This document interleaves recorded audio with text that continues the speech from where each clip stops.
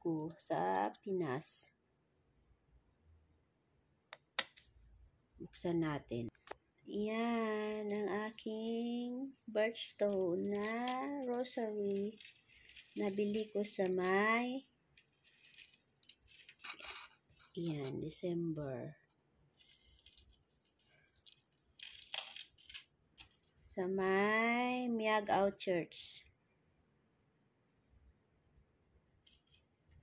Diba? Ito yung aking nabili. At saka tsinelas sa bench. Ayan. Yan lang nabili ko para sa sarili ko. Pero ito yung mahalaga. Diba? Ang ganda.